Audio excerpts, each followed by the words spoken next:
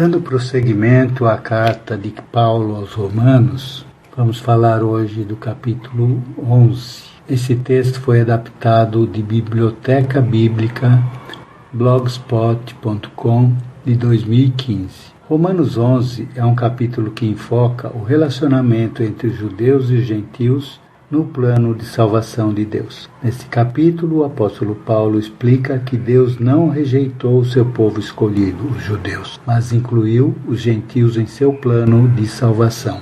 Paulo começa explicando que há um remanescente de judeus que aceitaram Jesus como seu Messias e que Deus não rejeitou seu povo que ele conheceu de antemão.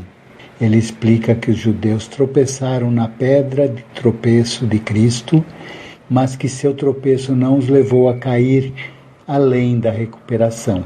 Ele enfatiza que o plano de salvação de Deus sempre incluiu os judeus, mas que a rejeição de Cristo pelos judeus tornou a salvação disponível também para os gentios. Em Romanos 11, Paulo também enfatiza a importância dos gentios reconhecerem sua dependência dos judeus para a sua salvação.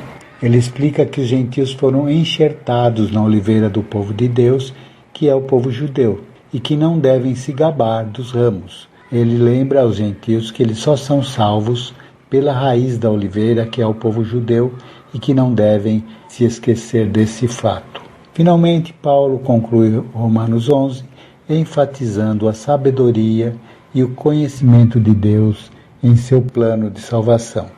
Ele diz que a profundidade das riquezas, sabedoria e conhecimento de Deus estão além de nossa compreensão e que seus julgamentos e caminhos são insondáveis. Ele enfatiza que o plano de salvação de Deus inclui tanto os judeus quanto os gentios e que todas as coisas são dele e por ele e para ele. Romanos 11, 1 a 36. Embora Israel tenha ouvido e rejeitado o Evangelho, Romanos 10, 16 a 21, Deus não os rejeitou completamente. Até mesmo hoje, alguns israelitas aceitaram a graça de Deus, versos 1 a 10. Além disso, a rejeição da nação como um todo não é final, versos 11 a 24, porque a vontade de Deus é salvar judeus e gentios pela graça, versos 25 a 32. Louvado seja o nome do Senhor, versos 33 a 36. 11:1. Porventura rejeitou Deus o seu povo? De modo nenhum. Uma das provas de que Deus não rejeitou o povo judeu é o próprio Paulo. Ele era um israelita, um descendente de Abraão, um membro da tribo de Benjamim. Ele era um judeu e foi escolhido por Deus para ser cristão e apóstolo.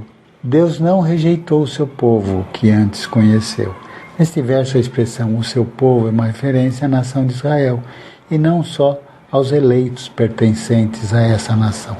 Nos versos 4 a 7, Paulo estabelece a distinção entre a nação e o remanescente, mas a ênfase dada por ele está no fato de que Deus salva o remanescente como uma prova de que ele não abandonou o seu projeto para a nação. Verso 26. Que antes conheceu. Veja Romanos 8, 29. Romanos 11, 3 a 5. Paulo cita Elias como ilustração. Elias pensou que a nação inteira de Israel tinha apostatado, mas ele estava errado. O remanescente, o restante dos dias de Elias, era a prova de que Deus não tinha rejeitado o seu povo. E o remanescente do tempo de Paulo continuava a ser uma evidência de sua fidelidade. Romanos 11, 6. Mas se é por graça, já não é pelas obras. Graça e obras aqui são mutuamente excludentes. A eleição de Deus foi estabelecida apenas sobre a graça. Verso 5. Romanos 11, 7. Aquilo que Israel buscava era a justiça. Romanos 9, 31 a 10, 3. Os eleitos são os que alcançaram a justiça mediante a fé. Os outros foram endurecidos porque eles não creram. Romanos 11, 8 a 10. Paulo cita Isaías e Davi para mostrar que a indiferença espiritual de Israel foi um padrão que se manteve ininterruptamente. A rejeição de Cristo pelos judeus traria uma enorme miséria sobre a nação. Porventura tropeçaram para que caíssem? Romanos 11, 11. A rejeição de Israel significa o fim do programa de Deus para a nação? Certamente que não. A incredulidade de Israel trouxe salvação aos gentios e conduzirá, no fim das contas, à salvação de Israel. Verso 26. Romanos 11, 12 e 13. Se a sua queda é a riqueza do mundo e a sua diminuição a riqueza dos gentios, quanto mais a sua plenitude. Isso significa que a nação de Israel, escolhida por Deus para receber a salvação, será salva com os gentios cristãos, resultando em uma grande bênção para todo mundo. Verso 26. Romanos 11, 14. Incitar os ciúmes e salvar alguns. Paulo está revelando o seu grande desejo de ver a salvação de todo o povo de Israel. Versos 12 e 26. Romanos 11, 15. A vida dentre os mortos. O fracasso de Israel, decorrente de sua rejeição a Cristo, tornar-se-á na sua posterior aceitação do Evangelho. Essa recepção do Evangelho por parte dos judeus será tão vívida e maravilhosa quanto será a ressurreição que todos os cristãos experimentarão. Será como se eles tivessem retornado da morte. Romanos 11, 16. Primícias e raiz são referências à conversão de alguns judeus, verso 14, e dos gentios, verso 15. Romanos 11, 17. A oliveira é uma alusão a Israel, aos que herdaram a promessa estabelecida na aliança com Abraão. Gênesis 12, 1 e 2, 17, 7 e 8, Oséias 14, 6. Oliveira brava é uma referência aos gentios enxertados em lugar dos que enjeitaram Jesus. Paulo intencionalmente estende a analogia para o enxerto com o propósito de comunicar aqui que os gentios foram sobrenaturalmente ligados à família de Deus. Romanos 11, 18 a 24. Se não tivesse sido pela graça de Deus, os gentios nunca teriam sido enxertados na vida de Deus, que os judeus anteriormente desfrutaram.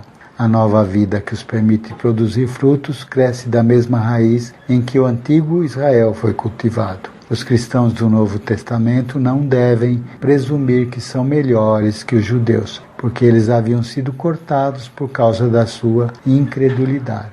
A igreja pagã nunca deve esquecer que a sua confiança está na graça de Deus, sob pena de ser cortada da árvore e ter um final semelhante ao dos ramos naturais. O processo de ser recebido na vida de Deus tem por fundamento a graça divina.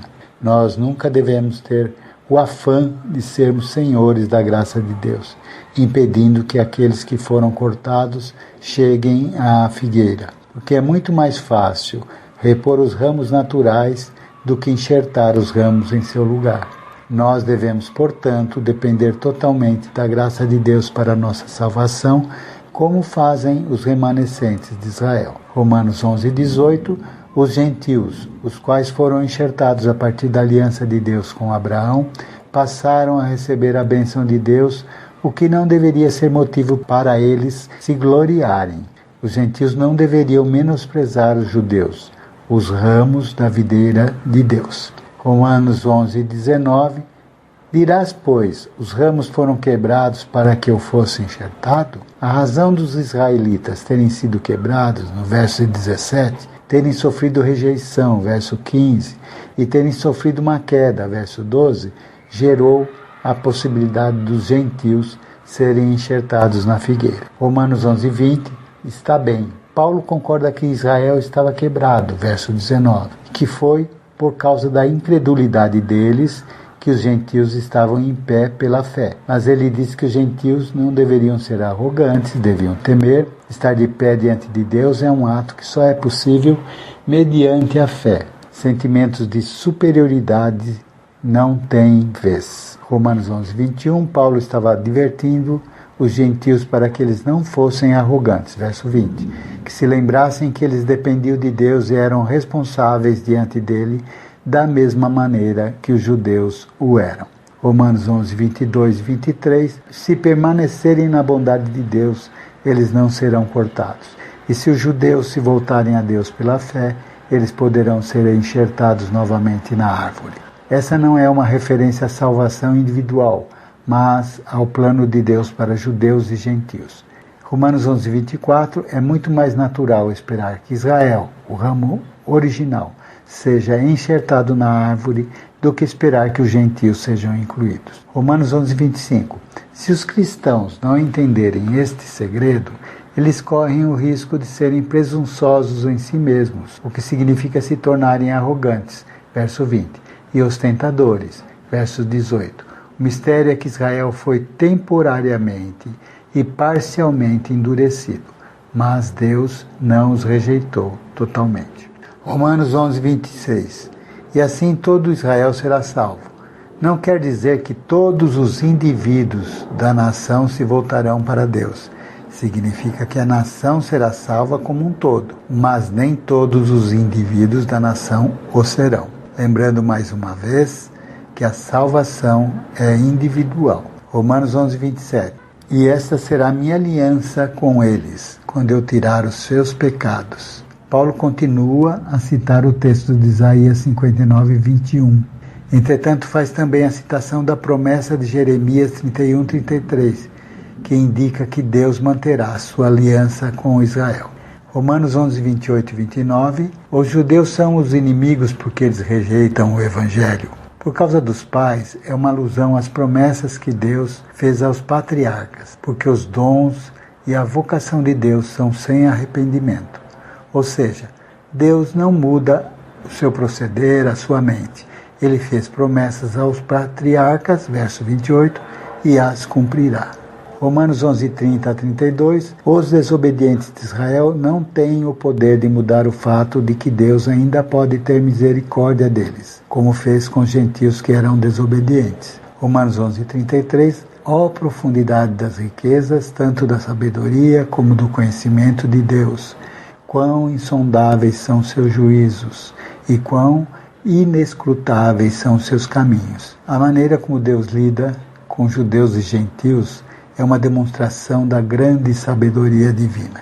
Romanos 11:34 e 35, o Antigo Testamento indica em várias partes que a sabedoria de Deus não pode ser obtida pelo homem a partir de sua própria força. Romanos 11:36, porque dele, por ele, para ele são todas as coisas. Deus é a origem, o meio e o fim de todas as coisas. Ele é o Criador, o provedor, o protetor.